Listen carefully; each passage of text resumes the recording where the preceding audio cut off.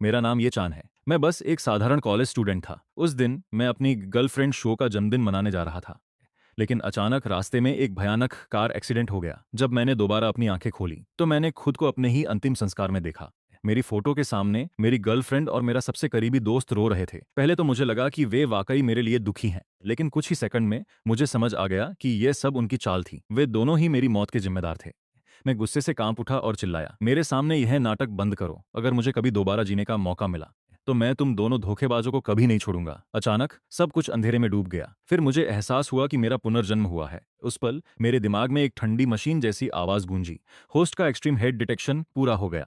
Special system activate हो रहा है। मैंने हैरानी से इधर उधर देखा। फिर अपने दांत पीसते हुए मैंने कहा, अब बदला लेने का समय आ गया है। सिस्टम ने फिर कहा, इस जीवन में तुम्हें वह सब कुछ वापस पाना होगा जो तुम्हारा है। सुंदर लड़कियों के साथ अपनी जान पहचान बढ़ाकर तुम लाइफ पॉइंट्स कमा सकते हो। अचानक एक लाल चेतावनी चमकने लगी। होस्ट की लाइफ सिर्फ 5 सेकंड बची है। तुरंत लाइफ पॉइंट्स बढ़ाओ। मैं जम गया। फिर मेरी नजर मेरे सामने खड़ी खट मुंह पर पड़ी और मैंने जल्दी से कहा, सच कहूं तो तुम शो से 100 गुना ज्यादा सुंदर हो। तुम्हें हमारी क्लास की असली ब्यूटी क्वीन होना चाहिए। जैसे ही मैंने यह कहा पूरी क्लास शांत हो गई। लिनमो ने हैरानी से पूछा, तुमने अभी क्या कहा? फिर सिस्टम की आवाज आई, डिंग 86 ब्यूटी पॉइंट। लिनमो डिटेक्ट हो गई, सफलतापूर्वक बाउंड हो गई। वर्तमान स्कोर 9। फिर दोबारा एक आवाज गूंजी, स्कोर 2 तक बढ़ गया है। लाइफ पॉइंट्स बढ़ रहे हैं, बधाई हो। होस्ट, तुम्हें 2000 लाइफ पॉइंट्स मिल गए हैं। मैंने एक गहरी सांस ली और मन ही मन कहा, फूफ, मैं बाल बाल बचा। अब मुझे उन सांपों शुओ और जिया काई से बदला लेना है। पूरी क्लास हैरानी से फुसफुसाने लगी।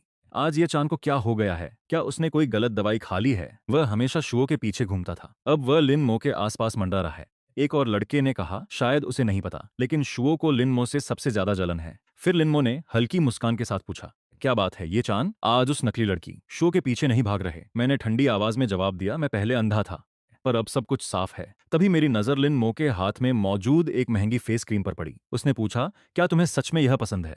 मैंने मुस्कुराते हुए कहा, तुम्हें बस एक क्रीम की जरूरत है ना? मैं तुम्हें पूरा स्किन केयर सेट खरीद कर दूंगा। पास खड़ी एक लड़की ने तुरंत कहा, एक बोतल की कीमत तुम्हारे कई महीनों के खर्च के बराबर है। एक और लड़के ने हंसते हुए कहा, मुझे लगता है वह सिर्फ लिन मो के करीब आने के बहाने ढूंढ रहा है। मैंने हल्के से मुस्कुरा कर कहा, सिर्फ एक ही क्यों? Cleanser, toner, serum, face cream, तुम्हारे लिए पूरा प्रीमियम सेट। फिर मैंने अपना हाथ आगे बढ़ाया और कहा, चलो अभी खरीद लेते हैं। लिनमो ने भौहें सिकोड़ी और पूछा, क्या तुम में सच में मेरे साथ जाने की हिम्मत है? मैंने बिना हिचकिचाए जवाब दिया, बिल्कुल। उसके बाद मैं और लिनमो एक बड़े कॉस्मेटिक स्टोर पर पहुंचे। अंदर घुसते ही मैंने कहा, क्या आपके पास प्रीमियम स्किन केयर कलेक्शंस हैं? एक स्टाफ मेंबर ने बदतमीजी से कहा, यहाँ की ऐसी हवा ही तुम जैसे लोगों के लिए काफी है। क्या तुम में हमारे महंगे प्रोडक्ट्स खरीदने की हैसियत भी है? एक और स्टाफ हंसा, तुम जैसे लोग बस देखने आते हैं, खरीदने नहीं। तभी सिस्टम फिर से चालू हो गया। होस्ट को बाउंड टारगेट पर पैसे खर्च करने होंगे। ब्यूटी कैशबैक मोड चालू हो गया। Beauty score 86, cashback ratio 1। एक खूबसूरत लड़कियों पर जो भी पैसे खर्च किए जाएंगे वे होस्ट के अकाउंट में वापस आ जाएंगे। ब्यूटी स्कोर जितना ज्यादा होगा, लाइफ पॉइंट्स और कैशबैक भी उतने ही ज्यादा मिलेंगे। मैंने मुस्कुराते हुए सोचा, मैं जितना ज्यादा खर्च करूंगा मुझे उतना ही फायदा होगा। सिस्टम ने तुरंत कहा, बिल्कुल सही होस्ट। फिर मैंने सीधे स्टाफ की तरफ देखा और कहा, अपनी दुकान का सबसे महंगा और बेहतरीन स्किन केयर कलेक्शन पैक कर दो, पूरा का पूरा सेट। एक स्टाफ मेंबर तमीज से मेरे पास आया और पूछा, सर हम आपकी क्या मदद कर सकते हैं? बिना समय बर्बाद किए मैंने कहा, अपनी सबसे प्रीमियम स्किन केयर सीरीज निकालिए और 10 सेट पैक कर दीजिए। यह सुनकर कर्मचारी की आंखें खुली की खुली रह गईं। वह हकलाते हुए बोला, सर एक सेट की कीमत लगभग 18,000 है। 10 सेट कुल 1,80,000 के होंगे। तभी पास खड़ा दूसरा स्टाफ मजाक उड़ाते हुए हंसा। नया स्टाफ इतनी जल्दी बेवकूफ बन जाता है। यह गरीब आदमी बस दिखावा कर रहा है। अगर यह एक सेट भी खरीद ले तो मैं इसके सामने 3 बार झुकूंगा। मैंने उसकी तरफ देखा भी नहीं। मैंने बस अपना कार्ड आगे बढ़ाया और शांति से कहा, स्वाइप कर दो। अगले ही पल सिस्टम की आवाज आई, डिंग, 1,80,000 का पेमेंट हो गया। ब्यूटी कैशबैक आपके अकाउंट में डाल दिया गया है। अपना बैलेंस चेक कर लें।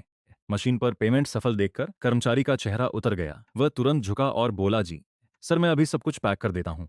बाकी स्टाफ हैरान था, बड़बड़ाते हुए, कैसे, यह कैसे मुमकिन है? तभी लिनमो ने मुस्कुराते हुए कहा, क्यों क्यों मुमकिन नहीं है? अभी थोड़ी देर पहले ही तुम कह रहे थे कि अगर उसने खरीद लिया तो तुम 3 बार झुकोगे। अब करो। अचानक मैनेजर और कुछ वेटर्स वहां दौड़कर आए। मैनेजर ने इज्जत के साथ पूछा, सर क्या आपने इतनी बड़ी खरीदारी की है? उसके चेहरे पर एक नकली मुस्कान आ गई। बधाई हो सर, आप अब हमारे ब्लैक डायमंड मेंबर बन गए हैं। फिर उसने गुस्से में स्टाफ को घूरा, तुम्हारी हिम्मत कैसे हुई सर के साथ ऐसा करने की? यह एक बड़ी गलती है और इसे अभी ठीक किया जाएगा। अपना सामान पैक करो और निकल जाओ। तुम्हें नौकरी से निकाला जाता है। लड़की रोने लगी और गिड़गिड़ाने लगी, सर प्लीज मुझे एक और मौका दीजिए, मेरा परिवार है, मुझसे गलती हो गई, मैं अब कभी किसी की बेइज्जती नहीं करूंगी। लेकिन मैनेजर ने सख्ती से कहा, अब और बहाने नहीं, फौरन बाहर निकलो। मैंने कुछ नहीं कहा और लिन मो को देखकर मुस्कुराया। हाँ चलो देखते हैं क्या हो रहा है, तुम्हें और क्या पसंद है, तुम फेस क्रीम बाद में लगा सकती हो। लिनमो बस मुझे हैरानी और हल्की शर्मिंदगी के साथ देखती रही। तभी सिस्टम की आवाज फिर से गूंजी, डिंग। लिनमो की फेवरेबिलिटी 50 बढ़ गई, होस्ट की लाइफ वैल्यू 50 दिन बढ़ गई, मौजूदा लाइफ बैलेंस 52 दिन। मैनेजर ने फिर से झुककर कहा, हमारे स्टोर से खरीदारी करने के लिए शुक्रिया सर, हम उम्मीद करते हैं कि आप फिर से आएंगे। जैसे ही हम स्टोर से बाहर निकले, लिनमो ने धीरे से कहा, शालिन तुमने मेरे लिए इतना कुछ खरीदा, मैं तुम्हें कैसे पैसे लौटाऊंगी। मैंने हल्की हंसी के साथ जवाब दिया, ये बस थोड़े से हैं, तुम्हारी खुशी मेरे लिए काफी है। कुछ देर बाद हम दोनों कैंपस वापस लौट आए। दूर से हमें साथ आते देख सबकी नजरें हम पर टिकी थीं, क्योंकि लोग फुसफुसा रहे थे कि सीलिन और लिनमो वापस आ गए हैं। और ऐसा लग रहा था कि वो कुछ भी नहीं खरीद पाए। चेंग शुओ ने सीलिन का मजाक उड़ाया, ये कहते हुए कि वो गरीब है और शुओ द्वारा रिजेक्ट किए जाने के बाद वो अब लिनमो के पीछे पड़ा है। लेकिन लिनमो की आंखें ठंडी हो गईं और उसने पूछा कि उसके बॉयफ्रेंड को गरीब कहने की हिम्मत किसकी है। शो हंसी और कहा कि सीलिंस बस वो कचरा है जिसे वो पहले ही छोड़ चुकी है। जबकि बाकी लोग उसका अपमान करते रहे, लिन मो से कहते हुए कि वो उसकी मीठी बातों में ना आए। यह कहते हुए कि अगर वो गरीब है तो उसे नाटक बंद करना चाहिए और अपने गांव वापस चले जाना चाहिए। अचानक बाहर से जोरदार शोर आया और हर कोई डरकर बाहर की तरफ भागा, ये सोचकर कि क्या हो रहा है। और जब वो बाहर पहुंचे तो वो कैंपस के बाहर खड़ी लग्जरी कारों की लाइन देखकर हैरान रह गए। काली सुपर कार्स, लिमोजिन और महंगी एसयूवी पूरी लाइन लगी थी। लोगों को लग्जरी गिफ्ट बॉक्स अंदर ले जाते देख सब हैरान थे, यह सोचकर कि यह सब किसके लिए है और इसकी कीमत कितनी होगी। जब तक प्रोफेशनल कपड़े पहने आदमी आगे नहीं आए और इज्जत के साथ बताया कि मिस्टर जिया ने सब कुछ खरीदा है। ग्लोबल शॉपिंग सेंटर में 68 मिलियन वेन का सामान और उनकी टॉप वीआईपी टीम ने खुद आकर सारा सामान डिलीवर किया। मैंने थोड़ा मुस्कुराकर उनकी मेहनत के लिए थैंक यू कहा, तभी उनमें से एक ने मुझे ब्लैक डायमंड मेंबरशिप कार्ड थमाया, यह कहते हुए कि अब मुझे पूरे मॉल में सबसे अच्छी सर्विस मिलेगी। बिना सोचे मैंने वो कार्ड लिया और लिन मो को दे दिया, यह कहकर कि यह सब उसी के लिए है। तो उसकी आंखें चमक उठीं और उसने शर्माते हुए कहा कि मैंने उसके लिए इतना कुछ खरीदा। उसे यह लेते हुए शर्म आ रही है। जबकि आसपास के सभी लोग हैरान थे। एक लड़का चिल्ला रहा था कि 1.68 मिलियन कैसे मुमकिन है, और एक लड़की कह रही थी कि उसने सच में सब कुछ खरीद लिया। फिर लिन मो ने शांति से कहा कि सेलिन को सादगी पसंद है और उन जैसे लोग उसकी असली कीमत कभी नहीं समझ पाएंगे। जिसने चेंग शुआ को भड़का दिया और वह चिल्लाई कि लिन मो कितनी घमंडी हो गई है, और पूछा कि क्या वह पागल है और क्या उसने सच में उसके लिए इतना खर्च किया है। जबकि मैंने रूखेपन से जवाब दिया कि मैं अपने पैसे कैसे खर्च करता हूं इससे उसे कोई मतलब नहीं है। जिससे चेंग शुआ गुस्से में कांपने लगी और उसने मुझे बदतमीज कहा। लेकिन इस बार हर कोई उसी के खिलाफ हो गया, ये कहते हुए कि उन्हें हमेशा लगता था कि वह एक भोली लड़की है, और उसे ड्रामा क्वीन कह दिया। और जब उसने और चिल्लाने की कोशिश की तो उन्होंने उसे रोक दिया और कहा कि हकीकत का सामना करो, क्योंकि तुम बस वो लड़की हो जिसे सेलिन ने छोड़ दिया है। और लिन मो क्लास ब्यूटी का खिताब उससे कहीं ज्यादा डिजर्व करती है, जिससे वह फूट फूट कर रोने लगी। उसी रात बाद में वह जियाओ काई के साथ बैठी थी, उससे कुछ करने की भीख मांग रही थी, क्योंकि सेलिन ने उसके साथ जैसा बर्ताव किया था। और जियाओ काई की नजरें ठंडी हो गईं जब उसने कहा कि वह मुझे बर्बाद कर देगा। जबकि चियांग शुआ घबरा गई, कह रही थी कि कुछ मत करना। लेकिन मन ही मन जियाओ काई ने सोचा कि अगर उसने यीचेन को ठीक से कंट्रोल किया होता तो वो सारा पैसा उसका होता। इसलिए उसने शांत रहने का नाटक किया और कहा कि यह उसकी गलती है, और वादा किया कि ग्रेजुएशन के बाद वह उसे सेलिन के गिफ्ट्स से कहीं ज्यादा महंगे तोहफे देगा। जिससे वह इमोशनल हो गई और वे किस करने लगे। इस बात से बेखबर कि एक लड़का झाड़ियों से सब रिकॉर्ड कर रहा था और हंस रहा था कि उसने 5 मिनट का एक परफेक्ट वीडियो कैद कर लिया है। इसी बीच मैं अपने हॉस्टल में बैठा था, तभी मुझे लिन चाओ का एक वीडियो मिला जिसमें लिनमो योगा कर रही थी और मुझसे उसके साथ प्रैक्टिस करने के लिए कह रही थी, जिसने मुझे हैरान कर दिया। और फिर मैं हंस पड़ा और कहा कि वह कितनी हॉट है। तभी फैटी अंदर आया और मुझे चियांगशुआ और जियाओ काई के किस करने का एक और वीडियो दिखाया। लेकिन मैंने शांति से कहा कि कैमरे की क्वालिटी अच्छी थी और वे अभी बदला लेने लायक नहीं है, और मैं उन्हें धीरे धीरे बर्बाद कर दूंगा। फिर फैटी ने मुझे बताया कि लिटरेचर डिपार्टमेंट की चू फेई ने मुझे कल दोपहर 3 बजे के लिए बुलाया है, और सिस्टम ने अचानक चू फेई को जियाओ काई से जुड़ी एक बहुत ही सुंदर लड़की के रूप में डिटेक्ट किया और मुझे संभलकर आगे बढ़ने की चेतावनी दी। तो मैंने मुस्कुराकर मन ही मन उसके लिए एक कविता लिखी, यह सोचते हुए कि खेल शुरू हो चुका है। और अगले दिन मैं कॉलेज की छत पर पहुंचा जहां चू फेई पहले से ही इंतजार कर रही थी। और जैसे ही मैं उसके पास पहुंचा, सिस्टम एक्टिवेट हो गया और उसने कहा कि 90 पॉइंट वाली ब्यूटी मिल गई है और बाइंडिंग हो गई है। लेकिन उसकी फेवरेबिलिटी 50% थी, जिससे मैं चौंक गया और सोचने लगा कि मैंने ऐसा क्या किया है कि वह मुझसे इतनी नफरत करती है। भले ही मैं उसे जानता भी नहीं था, लेकिन इससे पहले कि मैं कुछ समझ पाता, चू फेई ने अचानक मुझ पर हमला कर दिया। मुझे जबरदस्ती नीचे गिराया और गुस्से में चिल्लाते हुए कहा कि सिर्फ पैसे होने का मतलब यह नहीं है कि मैं कुछ भी कर सकता हूं जो मेरा मन करे।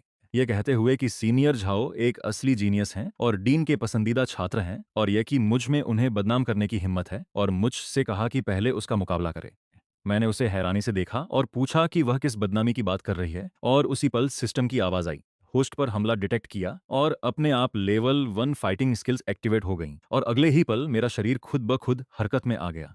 उसे पलटकर नीचे दबा दिया, जिससे वह हैरान रह गई और कांपते हुए बोली, यह कैसे मुमकिन है? क्योंकि उसने बचपन से मार्शल आर्ट्स की ट्रेनिंग ली थी। मैंने उसे ठंडी नजरों से देखा और पूछा कि झाओ काई ने उससे क्या कहा है और क्या मुझ पर चोरी का आरोप लगाया जा रहा है। लेकिन उसने तुरंत जिद की कि मैं लियांगू मोमेंट स्पीड देखूं और खुद देख लूं, यह दावा करते हुए कि यह वही कविता है जो सीनियर झाओ काई ने उसके लिए लिखी थी, और मांग की कि क्या मैं अभी भी झूठ बोलूंगा। और मैं थोड़ा हंसा, उससे पूछा कि क्या हो अगर झाओ काई ने वही कविता लियूमो को फ्लर्ट करने के लिए भेजी हो। लेकिन उसने तुरंत मना कर दिया, यह कहते हुए कि वह एक ईमानदार सीनियर हैं और मुझसे इसे खुद चेक करने को कहा। तो मैं चुपचाप हंसा और उसे अपने फोन से एक वीडियो दिखाया, यह कहते हुए कि उसे पहले देखना चाहिए कि उसका महान सीनियर जंगल में छिपकर क्या कर रहा था। और जैसे ही वीडियो चला, उसकी आंखें फटी रह गईं जब उसने झाओकाई और शुओ को एक साथ देखा। और कुछ सेकंड की खामोशी के बाद वह अचानक गुस्से में फट पड़ी, झाओकाई को कमीना कहा और कहा कि वह किसी ऐसे इंसान के चक्कर में कैसे पड़ सकती थी। फिर शर्मिंदा होकर उसने मुझसे माफी मांगी, ये कहते हुए कि उसने मुझे गलत समझा था, और मैंने शांति से कहा कि कोई बात नहीं, और यह अच्छा है कि वह पूरी तरह उसके जाल में नहीं फंसी थी। और तुरंत सिस्टम ने बताया कि चू फेई की फेवरेबिलिटी 60% बढ़ गई है और उसकी मौजूदा फेवरेबिलिटी अब 10% हो गई थी। और होस्ट को 100 दिन की लाइफ वैल्यू मिली, जिसके बाद उसने अपनी मुट्ठियां भींची और कहा कि वह पूरे स्कूल के सामने झाओकाई का असली चेहरा सबके सामने लाना चाहती है, और मेरी मदद मांगी। और अगले दिन कॉलेज में चू फेई क्लासरूम में आई, जबकि झाओकाई उसे देखकर मुस्कुराया, लेकिन उसने उसे नफरत से देखा, यह सोचते हुए कि वह कभी ऐसे लूजर को कैसे पसंद कर सकती थी। और सिस्टम ने फिर से 200 पॉइंट की भारी फेवरेबिलिटी वृद्धि और 200 दिन की लाइफ वैल्यू दिखाई। मैं मन ही मन हंस रहा था, सोच रहा था कि क्या यह वाकई मुमकिन है। तभी फैटी मेरे पास आया और फुसफुसाया कि उसने स्कूल के सारे डिवाइसेस हैक कर लिए हैं। और मैंने आराम से कहा, चलो देखते हैं आज का ड्रामा कितना बड़ा होगा। और जल्द ही लिटरेचर क्लास में जियोकाई ने फिल्मी अंदाज में चू फेई के लिए कविता पढ़ना शुरू कर दिया। उसकी मुस्कान को शांत झील की लहरें बताया, जिसने उसके खाली दिल में हलचल मचा दी। लेकिन अचानक चू फेई चिल्लाई, बहुत हो गया, जिसने सबको हैरान कर दिया। और फिर रूखे लहजे में कहा, रूगिये में कहा, वह इतने सूखे गुलाब के साथ उसे प्रपोज कैसे कर सकता है? उसने कहा कि उसने सुना था मैंने लिन मो के लिए 20 लाख खर्च किए थे।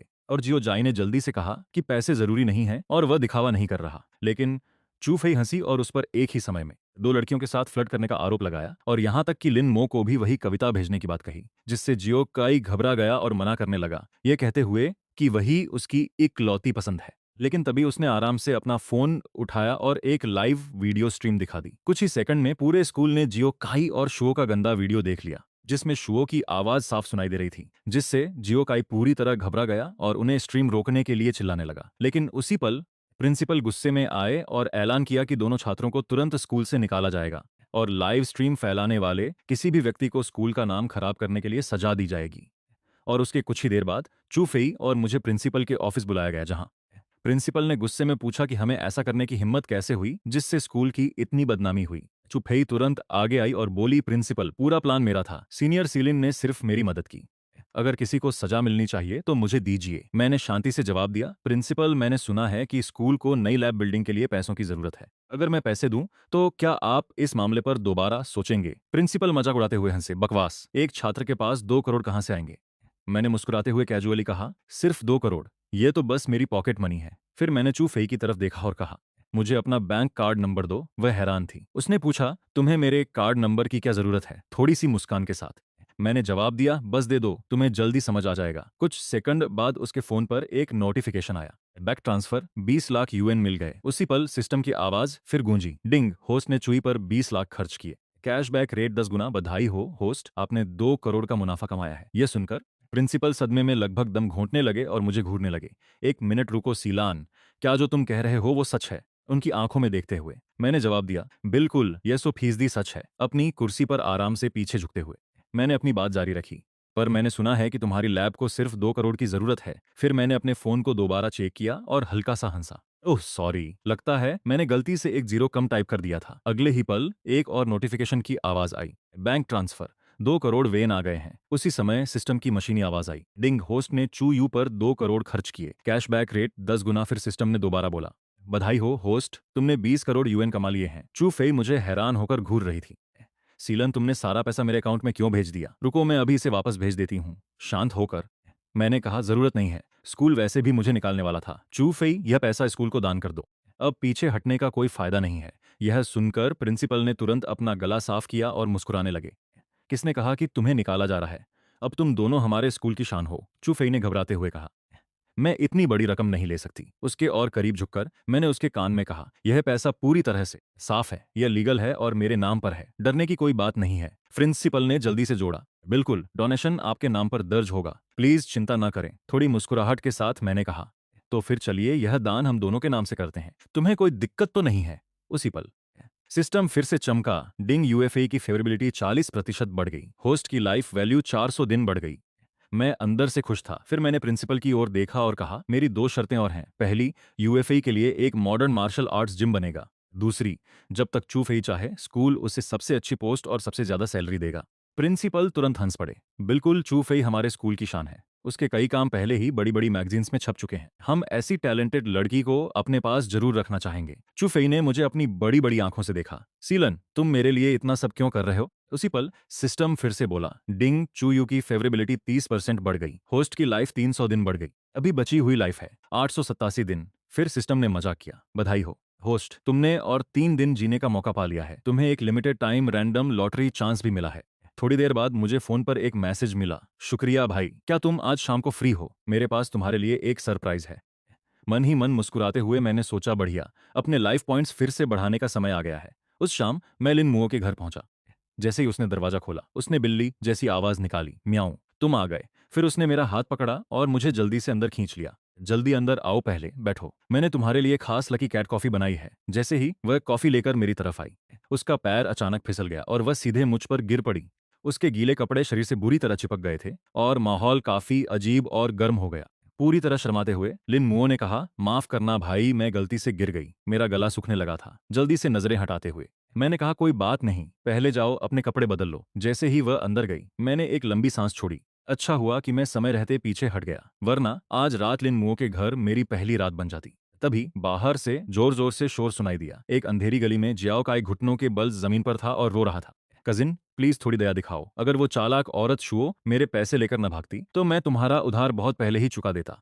उसके सामने खड़े आदमी ने ठंडे लहजे में कहा, झाओकाई, तुमने पिछली बार भी यही बहाना बनाया था, अगर मुझे इस बार पैसे नहीं मिले तो मैं अच्छा इंसान नहीं रहूंगा। कांपती हुई आवाज में झाओकाई ने गिड़गिड़ाकर कहा, भाई मुझे बस थोड़ा और समय दे दो, प्लीज मुझ पर भरोसा करो। फिर उसने अचानक शुओ की तरफ इशारा किया जो उसके पीछे खड़ी थी। फिलहाल शुओ तुम्हारी सेवा कर सकती है। उस आदमी ने गंदे तरीके से हंसते हुए कहा, ओ अब बात बनी, ठीक है, मैं तुम्हें कुछ और दिन का समय देता हूँ। यह कहने के बाद वह धीरे धीरे चलने लगा और शुओ की ओर बढ़ने लगा। उसी पल मैं वहां पहुंचा। रोते हुए शुओ मेरी तरफ भागी। ब्रदर लिंडा, प्लीज मुझे बचा लो, उस आदमी ने मुझे घूरते हुए कहा। वो तो ये लड़का है जिसके पास पैसे हैं, अगर ये पैसे नहीं देगा तो इसके बजाय इसे पकड़ लो। अगले ही पल कई लोगों ने मुझे चारों तरफ से घेर लिया, जिनके हाथ में लोहे की रॉड और बेसबॉल बैट थे। उनमें से एक जोर से चिल्लाया, इस बंदे को इतना मारो कि यह दोबारा खड़ा ना हो सके, जो इसे सबसे ज्यादा मारेगा लड़की उसी की होगी। मैंने चारों तरफ देखा और तुरंत समझ गया कि सामने खड़े लोगों की भीड़ बहुत ज्यादा थी। मन ही मन गुस्सा होते हुए मैंने सोचा, धत तेरे की, इन सबसे सीधे लड़ना मुमकिन नहीं है। तभी सिस्टम की आवाज गूंजी, डिंग, होस्ट का लिमिटेड टाइम रैंडम लॉटरी खत्म होने वाला है, क्या आप अभी ड्रॉ करना चाहेंगे? मैंने जल्दी से जवाब दिया, ड्रॉ। अगले ही पल सिस्टम ने बताया, बधाई हो, आपको ब्रो कार्ड मिल गया है। इसे इस्तेमाल करने के लिए बस ब्रो चिल्लाएं और सामने वाले को गले लगा लें, सारी दुश्मनी खत्म हो जाएगी। हालांकि इसका असर सिर्फ 15 मिनट तक रहता है। मैं पूरी तरह उलझन में था। मैंने बुदबुदाया, यह किस तरह का फालतू आइटम है? उसी पल गुंडे मेरी तरफ लपके। कोई और रास्ता नहीं था। मैं चिल्लाया, आ जाओ मेरे भाइयों। फिर मैंने सामने वाले बंदे को पकड़ा और उसे कसकर गले लगा लिया। रो, मुझे गले लगाओ। अगले ही सेकंड उस आदमी की आंखें चमक उठीं। ओह, मेरे सबसे अच्छे भाई। और देखते ही देखते 1 सेकंड के भीतर पूरी गैंग ने मुझे घेर लिया और चिल्लाने लगे, ब्रो ब्रो, और बारी बारी से मुझे गले लगाने लगे। मन में मैंने सोचा, भगवान का शुक्र है कि मैंने सिस्टम की पूरी इन्वेंट्री चेक कर ली थी, वरना यह पागल सिस्टम मुझे पूरी तरह चूना लगा देता। मामला शांत होने के बाद शो धीरे धीरे मेरी तरफ चली। उसकी आंखें लाल थीं और वह धीमी आवाज में बोली, शुक्रिया लिन, मैं सच में तुम्हें धोखा नहीं देना चाहती थी। मैंने उसे बेरुखी से देखा और कहा, क्या तुम्हें सच में लगता है कि मैं पहले की तरह तुम्हारी बातों में आ जाऊंगा? सपने देखना छोड़ दो, अगर आज तुम यहाँ नहीं भी होती तो भी मैं किसी को बचाने आता, अभी भी वक्त है। यहाँ से निकल जाओ। मेरे जाते हुए बैग को देखते हुए शो ने खुद से सोचा, मुझे क्या हो गया था। मुझे सीलैंड की अहमियत क्यों समझ नहीं आई। चाहे जो हो जाए, मुझे उसे वापस पाना ही होगा। उसी पल सिस्टम फिर से चालू हुआ। डिंग। 89 पॉइंट वाली ब्यूटी शो अब होस्ट के साथ जुड़ गई है। करंट फेवरेबिलिटी 40%। बधाई हो, आपको जीवन के 40 दिन मिल गए हैं। चिढ़कर मैंने बुदबुदाया, कितना वाहियात सिस्टम है। वह इंसान जिसने मुझे सबसे ज्यादा चोट पहुंचाई अब मुझसे जुड़ गई है। फिर मैंने शो की तरफ देखा और सख्ती से कहा, क्या तुम जानती हो कि मैंने आज तुम्हें क्यों बचाया? क्योंकि अगर तुम मरोगी तो सिर्फ मेरे हाथों से।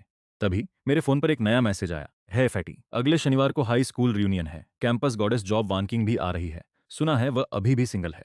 कौन जाने, शायद वो अभी भी तुम्हें याद करती है। चिढ़कर मैंने कहा, चुप रहो, बकवास बंद करो। लेकिन दिल ही दिल में मैंने सोचा, ऐसे मौके रोज रोज नहीं मिलते। ये तो जैकपॉट जैसा है। अगली सुबह डॉर्मिटरी में मैं जल्दी उठा और एक और छुट्टी का दिन। मेरे बगल में खड़े एक लड़के ने कहा, प्रेसिडेंट, तुम आज थोड़े अजीब लग रहे हो। सब ठीक है ना? एक और ने फिक्र जताते हुए कहा, अगर तुम्हें कोई मदद चाहिए हो तो बस बोल देना।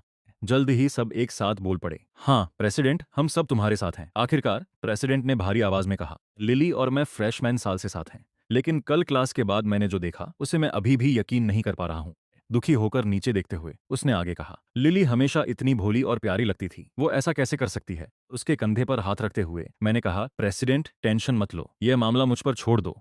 इस बीच शहर के सबसे बड़े शॉपिंग मॉल में लिली अपने नए बॉयफ्रेंड का हाथ पकड़े नखरे दिखा रही थी। बेबी, मुझे आज डिजाइनर बैग चाहिए। मुस्कुराते हुए लड़के ने कहा, वो इस बात पर है कि तुमने आज कितना अच्छा बर्ताव किया। शर्माते हुए लिली उसके कंधे से लग गई। तभी मॉल के सभी स्टाफ ने झुककर उसे विश किया, स्वागत है यंग मास्टर। मैंने लापरवाही से हाथ हिलाया और कहा, इतनी फॉर्मेलिटी की जरूरत नहीं है। लिली हैरान रह गई, यहाँ क्या हो रहा है? पास के किसी व्यक्ति ने फुसफुसाया, लगता है कोई और रईस खानदान का ड्रामा शुरू होने वाला है। तभी लिली ने एक बड़ी स्क्रीन की तरफ देखा और, बेबी, ड्रैगन लीपिंग और टाइगर रोरिंग क्या है? लड़के ने गर्व से समझाया, सेंटर में वो बड़ी स्क्रीन दिख रही है। अगर कोई एक दिन में 5 करोड़ से ज्यादा खर्च करता है तो वो ड्रैगन वाला वीडियो उनके लिए पूरे दिन चलता है।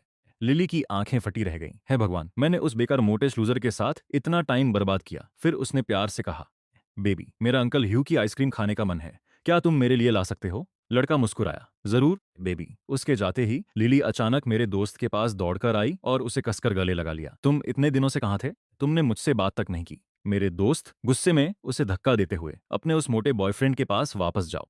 तुम यहाँ क्यों आई हो? लिली ने तुरंत मासूम बनने का नाटक किया। मुझे नहीं पता तुम किस बारे में बात कर रहे हो। उस पल मैं धीरे से चलकर उसके सामने गया और एक हल्की सी मुस्कान के साथ रुक गया। मैंने कहा, चिन, लिली, तुम वाकई बहुत अच्छी एक्ट्रेस हो। लिली कांपते हुए पीछे हटी और हकलाते हुए बोली, सीलान, तुम यहाँ हो। फिर वह तुरंत मासूम बनने का नाटक करने लगी। तुम किस बारे में बात कर रहे हो? मुझे समझ नहीं आ रहा। उसकी आंखों में तुरंत नकली आंसू आ गए। नहीं, यह वैसा नहीं है जैसा दिख रहा है, मुझे समझाने दो। उस मोटे कमीने ने मुझे मजबूर किया, उसने मुझसे सब कुछ करवाया। प्लीज मुझे एक और मौका दो। उसी पल वह मोटा आदमी गुस्से में चिल्लाया, तुम कुतिया, मैं तुम्हें हर महीने 20,000 देता था और अब तुम कह रही हो कि मैंने तुम्हें मजबूर किया। आसपास की भीड़ तुरंत फुसफुसाने लगी। ओ, तो वह ऐसी लड़की है। परेशान होकर मैंने अपना हाथ लहराया और कहा, ठीक है भाइयों, मैं पहले वापस जा रहा हूँ, तुम लोग शॉपिंग का मजा लो। लेकिन मेरे दोस्तों ने तुरंत जवाब दिया, नहीं भाई, हम तुम्हारे साथ आ रहे हैं। तभी सिस्टम की आवाज फिर से आई, डिंग। एक 93 पॉइंट वाली ब्यूटी श्याओजिहान मिल गई है, सफलतापूर्वक जुड़ गई है। श्याओजियान की होस्ट को लेकर फिलहाल कोई खास राय नहीं है। उसी पल एक अमीर नौजवान श्याओजियान के सामने खड़ा हुआ और स्टाइल में बोला, अगर तुम मेरे साथ डेट पर चलो तो यहाँ की कोई भी कार तुम्हारी हो सकती है।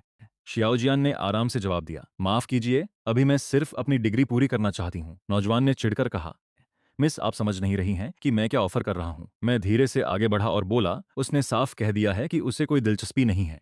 उस नौजवान ने मुझे घूरकर देखा और कहा, तुम्हें क्या दिक्कत है? इसका तुमसे कोई लेना देना नहीं है। उसके बगल में खड़ी लड़की ने मुंह बनाया और तंज कसा, हमारे यंग मास्टर शिंग चाहें तो तुम जैसे 10 लोगों को खरीद सकते हैं। तुम बस एक मेंढक हो जो मुफ्त की चीजों के पीछे भाग रहा है। एक हल्की मुस्कान के साथ मैंने जवाब दिया, अगर तुम्हारे पास वाकई इतना पैसा है तो जाकर एक लेम्बोर्गिनी खरीदो और हमें दिखाओ। फिर मैं शीजियान की तरफ मुड़ा और पूछा, मिस, क्या आप मेरे साथ चलना चाहेंगी? थोड़ा अजीब महसूस करते हुए उसने कहा, सीलान, इन लोगों की वजह से मैं तुम्हें मुसीबत में ले आई। मुस्कुराते हुए मैंने जवाब दिया, कोई बात नहीं, मुझे तुम्हारी मदद करने में खुशी है। उसी पल सिस्टम ने बताया, डिंग शीजियान की पसंद 10% बढ़ गई है। होस्ट की लाइफ 500 दिन बढ़ गई है। मन ही मन में खुश था, हाँ यह काम कर गया। तभी शोरूम मैनेजर दौड़कर अमीर लड़के के पास आया और इज्जत से बोला, जी सर, बताइए आप कौन सी कार देखना चाहेंगे? उस लड़के ने घमंड से जवाब दिया, तुम्हें क्या लगता है क्या ये दोनों तुम्हें ऐसे लगते हैं कि ये यहाँ कोई भी कार खरीद सकते हैं? जैसे ही हम शोरूम में घुसे, मैनेजर ने मुझे ऊपर से नीचे तक देखा और नफरत से कहा, बिना इजाजत यहाँ किसी को अंदर आने की मनाही है। बाहर निकलो। एक भौं ऊपर उठाते हुए मैंने पूछा, क्या तुम यहाँ के मैनेजर हो? उसने बेरुखी से जवाब दिया, हाँ, और यह जगह तुम जैसे गरीब छात्रों के लिए नहीं है। उसी पल मैंने पास से गुजर रही एक सेल्स पर्सन को बुलाया, मैम क्या आप 1 मिनट के लिए यहाँ आ सकती हैं? उसने तुरंत प्यार से जवाब दिया, जी सर, मैं आपकी क्या मदद कर सकती हूँ? मैनेजर हंसा और बोला, क्या तुम्हें लगता है कि यह लड़की तुम्हारी मदद कर पाएगी? शोरूम से तुरंत बाहर निकल जाओ, वरना मुझे सिक्योरिटी बुलानी पड़ेगी। उसे पूरी तरह अनदेखा करते हुए मैंने सेल्स पर्सन से कहा, कृपया मुझे महिलाओं के लिए बना स्पेशल मॉडल दिखाएं। सेल्स पर्सन ने तुरंत मुस्कुराते हुए कहा, बिल्कुल सर, यह महिला ग्राहकों के लिए हमारा स्पेशल एसयूवी मॉडल है। यह पिंक और व्हाइट दोनों रंगों में है। हमारे आसपास के लोग मेरा मजाक उड़ाने लगे, सबका समय बर्बाद करना बंद करो, शायद यह एक टायर भी नहीं खरीद सकता। तभी एक और अमीर लड़का शोरूम में आया और बोला, मैनेजर हैंग, मुझे भी कारें दिखाओ। मैनेजर ने तुरंत उसके सामने सिर झुकाया और बोला, बिल्कुल, यंग मास्टरली। फिर उसने शिया जिहान की ओर देखा और बोला, मिस शिया, क्या आपको यह मॉडल पसंद है? शिया जिहान धीरे से बोली, मेरे मेजर के प्रोजेक्ट्स के लिए मुझे कई जगहों पर जाना पड़ता है। अगर मेरे पास कार होती तो आसान होता, लेकिन यह बहुत महंगी है। बिना सोचे मैंने कहा, अगर तुम्हें इसकी जरूरत है तो कीमत मायने नहीं रखती, हम यह कार लेंगे, टॉप ट्रिम, सफेद रंग। सेल्सवुमन पूरी तरह हैरान रह गई, सर, सच में सर, क्या आप एक बार और सोचना चाहेंगे? मैंने सीधे अपना कार्ड निकाला और उसे दे दिया, स्वाइप करो। अगले ही पल सिस्टम की आवाज गूंजी, डिंग। 1 करोड़ सफलतापूर्वक खर्च किए गए। होस्ट ने शिया जिहान पर 1 करोड़ खर्च किए हैं। ब्यूटी कैशबैक दर 1 से 50। बधाई हो, आपको 50 करोड़ मिले हैं। पूरा शोरूम सन्नाटे में डूब गया। क्या उसने सच में इसे खरीद लिया? हे भगवान, क्या यह सच है? जो लोग अब तक घमंड दिखा रहे थे वे कांपने लगे। एक लड़के ने चुपके से कहा, क्या क्या हमें भी एक खरीद लेनी चाहिए? दूसरे ने तुरंत फुसफुसा कर कहा, क्या तुम पागल हो? मैं सिर्फ टेस्ला चलाता हूं क्योंकि मैं इससे महंगी कार नहीं खरीद सकता। चलो चुपचाप यहां से निकलते हैं। मैनेजर हैंग के माथे पर पसीना था। उसने झट से मेरे सामने सिर झुकाया और कहा, यंग मास्टर शिया, प्लीज मुझे माफ कर दीजिए। मैं आपको पहचान नहीं पाया। मेरी गलती के लिए मुझे माफ कर दें। फिर उसने जल्दी से स्टाफ की तरफ मुड़कर घबराई हुई आवाज में कहा, सिस्टम को अपडेट करो और सर की कार जल्दी तैयार करो। उसके बाद उसने और भी इज्जत के साथ कहा, सर, क्योंकि आपने मिस शिया के लिए एक कार खरीदी है तो क्या आप अपने लिए भी कोई मॉडल देखना चाहेंगे? हल्की मुस्कान के साथ मैंने कहा, ठीक है, लेकिन मुझे सबसे नया और सबसे महंगा मॉडल दिखाओ। मैनेजर की आंखें चमक उठीं, सर, आपको यह जरूर पसंद आएगा। कार सिर्फ 1 हफ्ते के अंदर आप तक पहुंच जाएगी। मैंने बेपरवाही से सिर हिलाया, ठीक है, मैं इंतजार कर सकता हूँ। इस बीच लिली और उसका बॉयफ्रेंड झगड़ रहे थे। तभी मॉल की बड़ी स्क्रीन पर एक ड्रैगन एनिमेशन चलने लगा, जो यह दिखा रहा था कि किसी ने बहुत पैसे खर्च किए हैं। यह देखकर लिली का चेहरा उतर गया और वह पछताते हुए बड़बड़ाई, मुझे सच में बहुत पछतावा हो रहा है। तभी सिक्योरिटी गार्ड्स ने उन दोनों को बाहर निकाल दिया। दूसरी तरफ मिस शिया और मैं नई कार में बैठे थे। खिड़की के बाहर देखते हुए उसने धीरे से कहा, लिन, शुक्रिया। मैंने सोचा भी नहीं था कि उस हादसे के बाद हम दोबारा मिलेंगे। शांता शांत आवाज में मैंने जवाब दिया, कोई बड़ी बात नहीं, ये तो बस एक छोटी सी मदद थी। वह हल्का सा मुस्कुराई और बोली, अगली बार मैं तुम्हें ट्रीट दूंगी। इसे मुझे बचाने के लिए मेरा छोटा सा शुक्रिया समझना। मैं हंसा और बोला, ठीक है, डील पक्की। तभी बाहर से मेरे दोस्तों की तेज आवाजें आईं, लिन, और कितनी देर लगेगी? हम बाहर इंतजार कर रहे हैं। मैंने अपने माथे पर हाथ मारा और कहा, धत तेरे की, मैं तो पूरी तरह भूल ही गया था। आज हाई स्कूल की गेट टुगेदर थी। थोड़ी देर बाद मैं दाव होटल के सामने पहुंचा। बड़ा सा लग्जरी होटल रोशनी से जगमगा रहा था। जैसे ही मैं अंदर गया, मेरे पुराने क्लासमेट्स मुझे देखते ही फुसफुसाने लगे, अरे क्या वो सीलिन नहीं है? ग्रेजुएशन के 3 साल हो गए और वो अभी भी गरीब दिखता है। फिर किसी ने माहौल को नॉर्मल बनाने का नाटक करते हुए कहा, अरे उसे इतना नीचा मत दिखाओ, आखिर वो हमारा पुराना दोस्त है। जियांग शियाओ ने बनावटी मुस्कान के साथ कहा। सीलिन, बहुत समय हो गया। मैंने रूखेपन से जवाब दिया, हाँ, बहुत समय हो गया। जैसे ही हम अंदर गए, होटल की शानदार सजावट देखकर हर कोई हैरान रह गया। वाओ, ये होटल तो एकदम जबरदस्त है। फिर किसी ने कहा, यह सब जियांग शियाओ की वजह से है, हम ऐसी जगह खाना खा रहे हैं, उसी की वजह से दाओ होटल जैसी जगह मिली। जियांग शियाओ ने हाथ हिलाकर बनावटी प्यार से कहा, अरे छोड़ो यार, हम सब पुराने दोस्त हैं, इतनी फॉर्मेलिटी मत दिखाओ। आज का पूरा बिल मेरी तरफ से है। यह सुनकर सब खुशी से झूम उठे। फिर तो आज कोई पीछे हटने वाला नहीं था।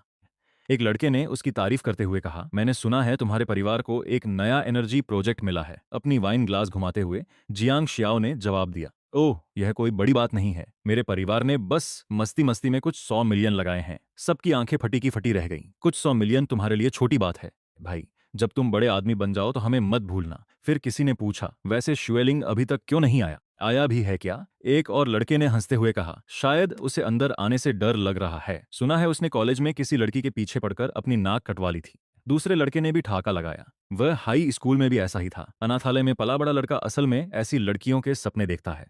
तभी मैं दरवाजे पर खड़ा था और ठंडे लहजे में बोला, किसने कहा कि मुझे आने से डर लग रहा है? पूरा कमरा एक पल में शांत हो गया। मैं धीरे से अंदर गया और हल्की मुस्कान के साथ बोला, इतनी शानदार पार्टी हो और मैं न आऊं, ऐसा भला कैसे हो सकता है? किसी ने मुझे ऊपर से नीचे तक देखा और जोर जोर से हंसने लगा। सीलिन, तुम दाओ होटल में ऐसे सड़क छाप कपड़े पहनकर आए हो?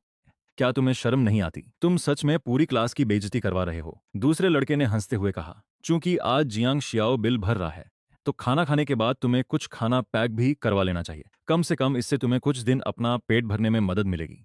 कमरे में फिर से ठहाके गूंज उठे। एक लड़के ने खाउंड खतरनाक रूप धरा है। एक लड़के ने हमदर्दी दिखाने का नाटक करते हुए कहा, सीलिन, मेरे परिवार के वेयर हाउस में वर्कर की जरूरत है। तनख्वाह 4,000 महीना है। इंटरेस्टेड हो? मैंने शांति से जवाब दिया, नहीं, तुम्हारी कंपनी बहुत छोटी है, तुम मुझ जैसे इंसान का खर्चा नहीं उठा सकते। अगले ही पल पूरा कमरा फिर से हंसी से गूंज उठा। इस अनाथ को क्या लगता है वह है? अचानक मेरे दिमाग में सिस्टम की आवाज गूंजी। डिंग। अट्रैक्टिव लड़की डिटेक्ट हुई। Beauty score 91। झाओवान सफलतापूर्वक बाइंड हुई। करंट फेवरेबिलिटी 0। जब फेवरेबिलिटी 1 तक पहुंच जाएगी तो होस्ट को 50 दिन की जिंदगी मिलेगी। मैंने ऊपर देखा और झाओ वान किंग को अंदर आते हुए पाया। वह पहले ही खूबसूरत थी, लेकिन अब वह और भी मैच्योर, क्लासी और दिल चुराने वाली लग रही थी। मेरे दोस्त वांगची ने उसके लिए कुर्सी खींची और कहा, यहाँ बैठो। लेकिन वहां बैठने के बजाय वान किंग सीधे चलकर आई और मेरे बगल में बैठ गई। जैसे ही वह बैठी, जियांग शियाओ के चेहरे पर तनाव आ गया। उसने तुरंत स्टाफ को इशारा किया, शराब लेकर आओ। थोड़ी देर बाद एक वेटर रेड वाइन की बहुत महंगी बोतल लेकर आया। जियांग शियाओ ने अपना ग्लास उठाया और कहा, सब लोग इस वाइन को टेस्ट करो। फिर उसने चिढ़कर कहा, सीलिन, थोड़ा साइड हटो, मुझे वांग किंग को वाइन सर्व करनी है। मैंने उसकी तरफ देखा भी नहीं और आराम से जवाब दिया, मेरे पीछे काफी जगह है, घूम कर चले जाओ। दांत पीसते हुए जियांग शियाओ साइड से आगे बढ़ने लगा। तभी अचानक वह चिल्लाया और अगले ही पल रेड वाइन की वह महंगी बोतल फर्श पर गिरकर पूरी तरह टूट गई। वह गुस्से में चिल्लाया, धत तेरी, यह रोमानी कोंटी थी, एक बोतल, यह 5 लाख युआन की आएगी। फिर उसने मेरी तरफ इशारा करके चिल्लाते हुए कहा, सीलिन, पैसे चुकाओ। आसपास के कुछ लोग तुरंत बीच में आ गए। उसके साथ बात करने में समय मैं क्यों बर्बाद करना, बस पुलिस को फोन कर दो।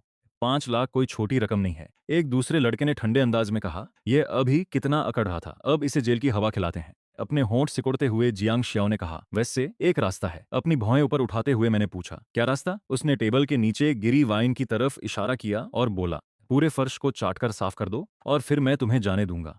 उसे ठंडी नजरों से देखते हुए मैंने जवाब दिया, और अगर मैं न करूं तो? तभी झाओ वांगकांग खड़ा हुआ और बोला, जियांग शियाओ, हम सब क्लासमेट्स हैं, इतनी गंदी हरकत मत करो। जियांग शियाओ ने तुरंत अपना लहजा नरम किया और कहा, वॉन्किंग, मैं यह वाइन सिर्फ तुम्हारे लिए लाया था। मैंने हल्का सा मुस्कुराकर अपनी जेब से एक कार्ड निकाला और कहा, ठीक है, 5 लाख। सही कहा ना? फिर मैंने वेटर की तरफ देखा और बोला, 10 बोतल रोमानी कोंटी और मंगाओ और उन सबको टॉप फ्लोर वाले एम्परर हॉल में भेज दो। वेटर पूरी तरह हैरान था। माफ कीजिए सर, लेकिन एम्परर हॉल तो बहुत पहले बुक हो चुका है, आज वहां कोई नहीं जा सकता। यह सुनकर जियांग शियाओ और उसके दोस्त जोर जोर से हंसने लगे। हाँ सीलिन, तुम किसे इम्प्रेस करने की कोशिश कर रहे हो? तुम जैसे लोग एम्परर हॉल बुक नहीं कर सकते और अब तुम्हें 10 बोतल और चाहिए। जियांग शियाओ हंसा और बोला, तुम बस दिखावा कर रहे हो कि तुम अमीर हो, असलियत में तो तुम कंगाल हो। मैंने शांति से कहा, ध्यान से दोबारा चेक करो, क्या मैं अंदर जा सकता हूं या नहीं? जैसे ही वेटर ने स्क्रीन पर दोबारा देखा, उसका चेहरा एकदम सफेद पड़ गया।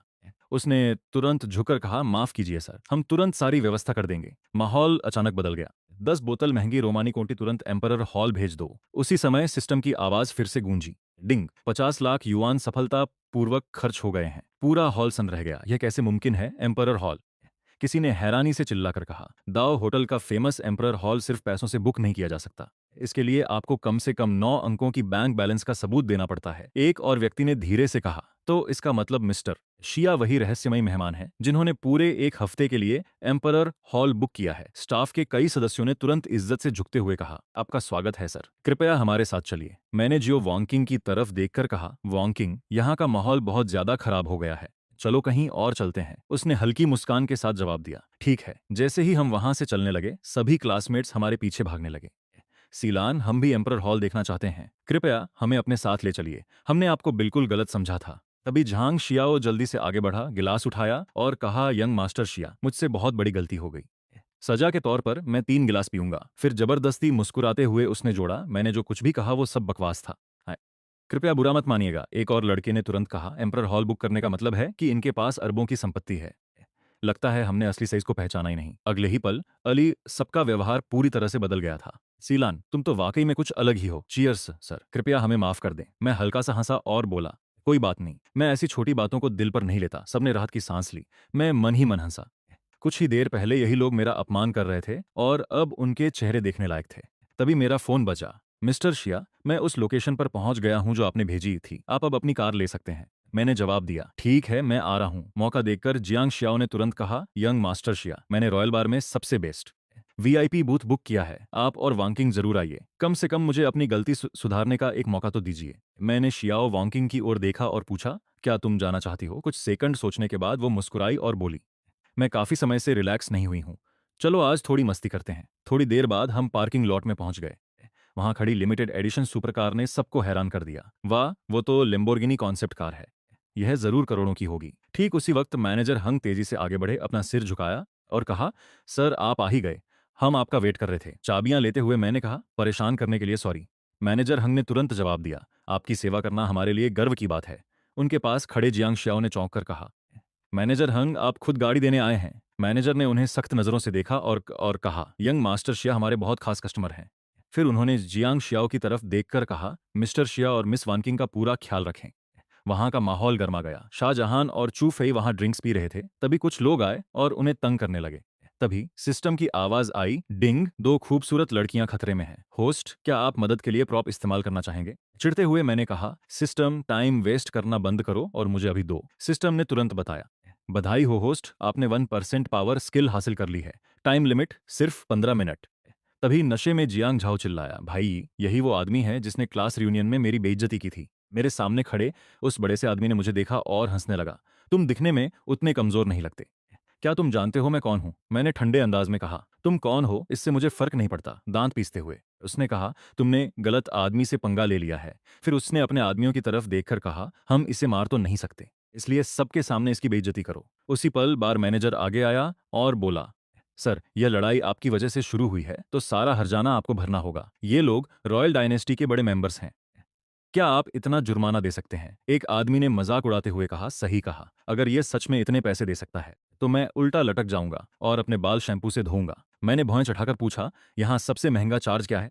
मैनेजर ने हैरानी से जवाब दिया, एम्परर वीआईपी सीट। आज तक किसी ने उस लेवल का रिचार्ज नहीं किया है। इसके लिए एक बार में कम से कम 10 लाख चाहिए। मैंने शांति से कहा, इन दोनों लड़कियों के लिए एक एक एम्परर वीआईपी सीट खोल दो। अगले ही पल सिस्टम पागलों की तरह अनाउंसमेंट करने लगा, डिंग, होस्ट ने चूफई के लिए 10 करोड़ खर्च किए। कैशबैक रेट 1 से 10। बधाई हो होस्ट, आपको 100 करोड़ मिले। डिंग, होस्ट ने जिया जिहान के लिए 10 करोड़ खर्च किए।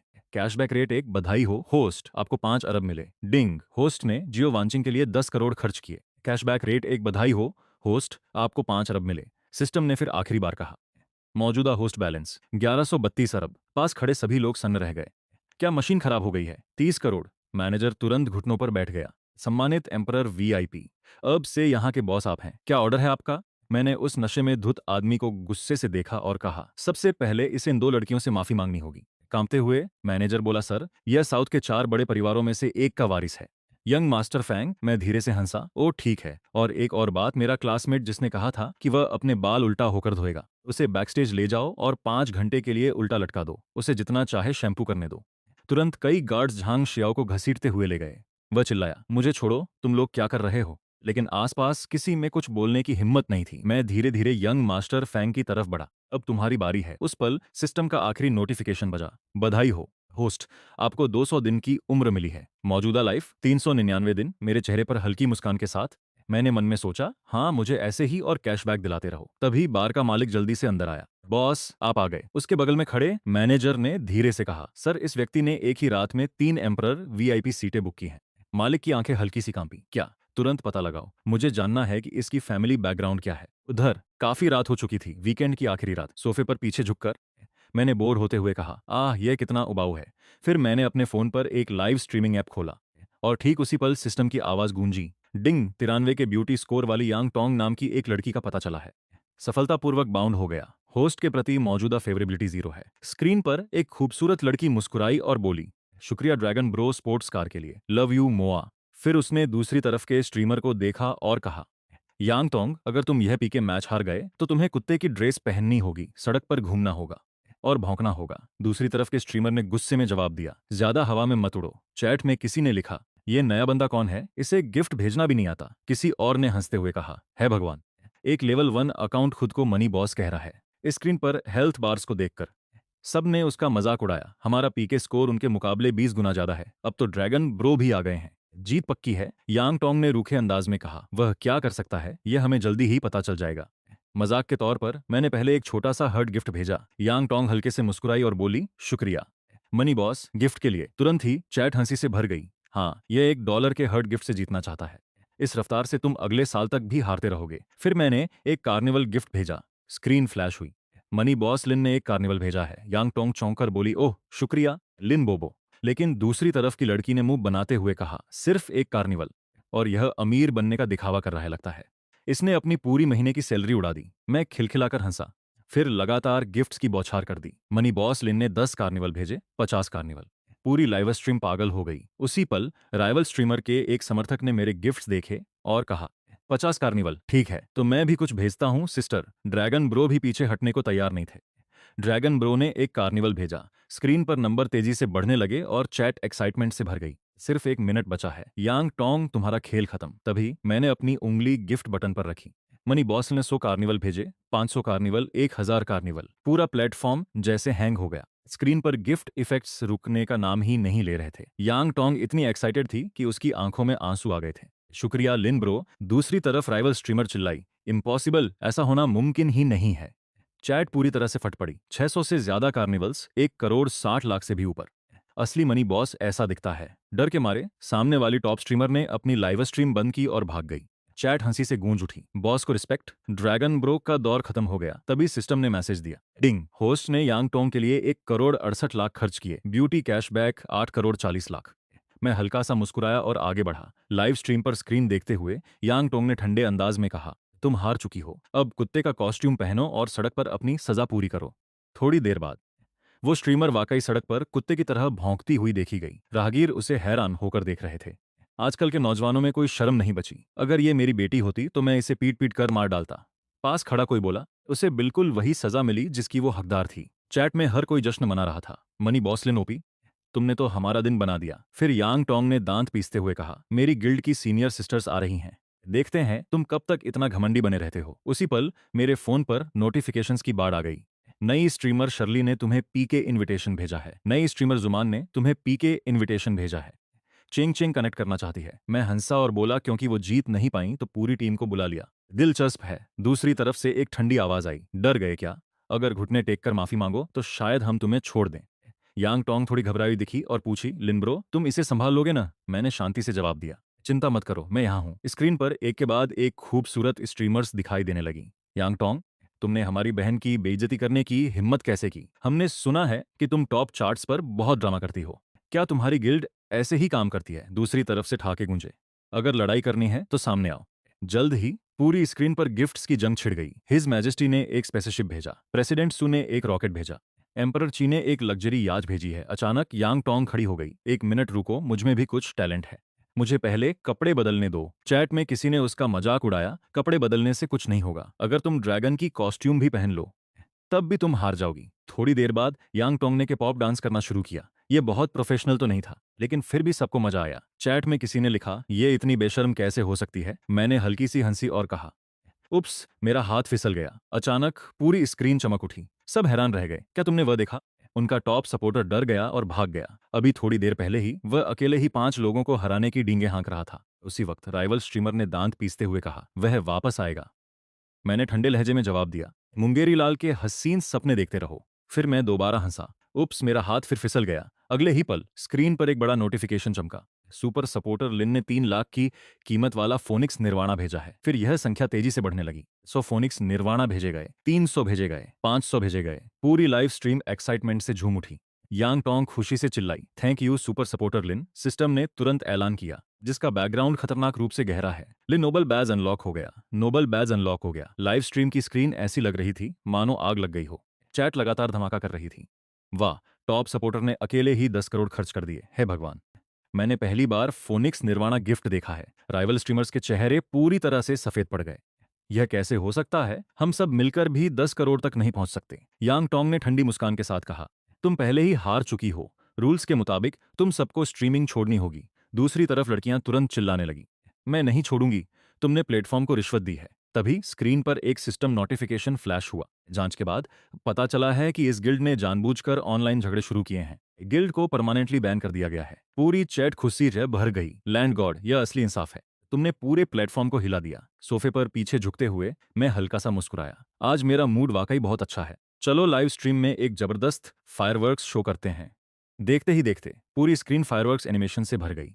यांग टोंग ने एक्साइटेड होकर कहा, थैंक यू लिन, हमेशा मुझे सपोर्ट करने के लिए। फिर थोड़ा शर्माते हुए उसने पूछा, क्या हम एक दूसरे को बबल पर ऐड कर सकते हैं? मैं हंसा और बोला, जरूर। यांग टोंग का चेहरा एकदम खिल उठा। लिन, मैं तुम्हें डिनर पर ट्रीट देना चाहती हूँ। तुम कब फ्री हो? मैंने हल्की मुस्कान के साथ जवाब दिया। मैं अपना शेड्यूल चेक करता हूँ और तुम्हें बाद में मैसेज करूंगा। उसी पल सिस्टम ने बताया, डिंग। होस्ट ने यांग टोंग पर 10 करोड़ खर्च किए। 5 अरब का कैशबैक। यांग टोंग की फेवरेबिलिटी 30 बढ़ गई। होस्ट की लाइफ 1,05,000 दिन बढ़ गई। चैट में बाकी स्ट्रीमर्स भी मजाक करने लगे। वेस्टर्न किंगलिन, मैं भी बहुत सेक्सी हूँ। अगर तुम्हारे पास टाइम हो तो मेरी लाइव स्ट्रीम पर जरूर आना। किसी ने बिजनेस ऑफर भी दिया। मिस्टर लिन, क्या आप हमारी कंपनी में इन्वेस्ट करने में इंटरेस्टेड होंगे? हमारे पास कई हॉट ब्यूटी स्ट्रीमर्स हैं। मैं बोर हो गया और अपना फोन नीचे रख दिया। अचानक भारी सांसें लेने की आवाज आने लगी। यह अब काफी बोरिंग होता जा रहा है। तभी मेरे फोन पर एक अर्जेंट कॉल आई। दूसरी तरफ एक घबराई हुई आवाज ने कहा कि कोई प्रॉब्लम हो गई है। स्कूल की नई लेबोरेटरी बिल्डिंग के साथ वाइस प्रिंसिपल बहुत सारे लोगों के साथ वहां पहुंच गए थे और प्रिंसिपल को हटाने वाले थे। मैं तुरंत खड़ा हुआ और बोला, चिंता मत करो, मैं बस आ ही रहा हूं। इस बीच स्कूल में कई लोगों ने प्रिंसिपल और मेरी गर्लफ्रेंड को घेर लिया था। वाइस प्रिंसिपल ने आगे बढ़कर कहा, लेबोरेटरी बिल्डिंग प्रोजेक्ट मुझे दे दो, तुम इसे संभालने के लायक नहीं हो। उसके साथ खड़े लोग भी चिल्लाने लगे। अब से वाइस प्रिंसिपल वोंग स्कूल चलाएंगे। वोंग चेन मुस्कुराया और बोला, और मिस्टर फैंग ने पहले ही मेरा अपॉइंटमेंट लेटर अरेंज कर दिया है। शू यूफेई ने दांत पीसते हुए कहा, इसमें कोई हैरानी की बात नहीं। तुम फैंग होंगशुन के अंकल हो, इसी वजह से तुम इतने भ्रष्ट हो। वांग चेन ने यूफेई को एक टेढ़ी मुस्कान के साथ देखा और कहा, तो तुम वही लड़की हो जिसके बारे में मेरे भतीजे ने बताया था। तुम्हारा एटीट्यूड काफी है। गुस्से से कांपते हुए यूफेई ने कहा, मैं तुम्हारी पावर के गलत इस्तेमाल की रिपोर्ट करूंगी। वांग चेन चिल्लाया, इसे पकड़ो। जैसे ही कुछ लोग यूफेई को घेरने के लिए आगे बढ़े, वह डर के मारे पीछे हट गई। हंसते हुए वांग चेन ने कहा, मैं प्रिंसिपल हूं, मुझे स्टूडेंट्स को कंट्रोल में रखने का पूरा हक है। मुझकी शिकायत करने की हिम्मत कैसे हुई? अचानक दरवाजा एक जोरदार धड़ाम के साथ खुला और मैं अंदर आ गया। मेरे लोगों को छूने की हिम्मत किसने की?